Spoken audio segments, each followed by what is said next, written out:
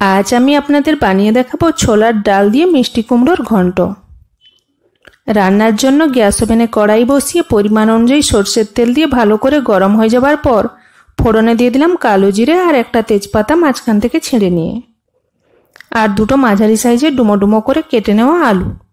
লবণ দিয়ে ভালো করে আমাদের মিশিয়ে নিতে হবে।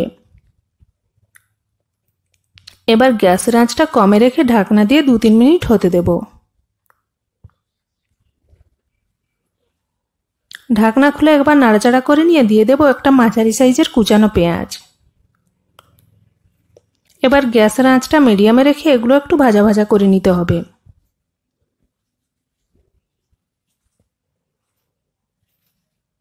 খুব বেশি লাল করে ভাজবো না। এই পর্যায়ে চলে আসলে দিয়ে দেব রসুন বাটা। মিশিয়ে নিয়ে রসুনের কাঁচা গন্ধটা যাওয়া পর্যন্ত কষিয়ে নেব।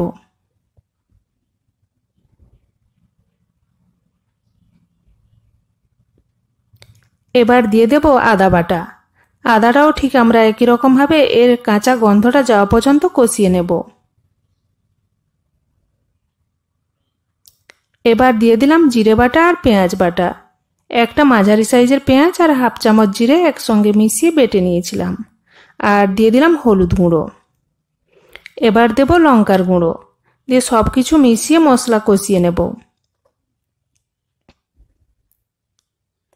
মশলা কষানোর সময় গ্যাসের আঁচটা কমে রেখে আমাদের মশলা কষিয়ে নিতে হবে। যদি আঁচ বাড়িয়ে রেখে মশলা কষানো যায় তাহলে পুড়ে যাওয়ার সম্ভাবনা থাকে।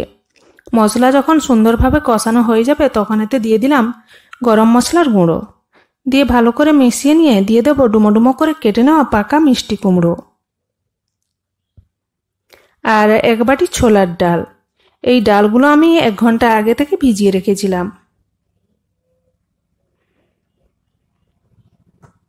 স্বাদ মতো লবণ দিয়ে গ্যাসের আঁচটা হাইতে রেখে 3-4 মিনিট মতো কষিয়ে নিতে হবে।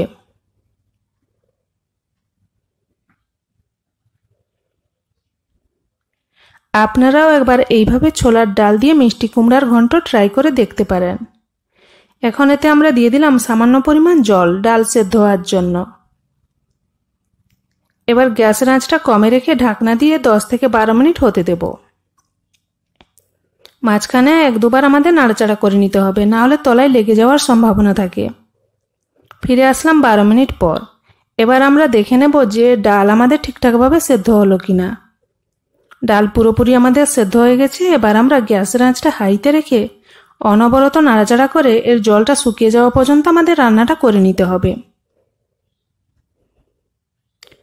আজকের এই মিষ্টি কুমড়ার ঘন্ট আপনাদের কেমন লাগলো কমেন্ট করে জানাতে ভুলবেন না। রান্নাটা প্রায় আমাদের শেষের মাথায়। গ্যাসের আঁচটা বন্ধ করে দিলেই পরিবেশন করার জন্য তৈরি হয়ে যাবে।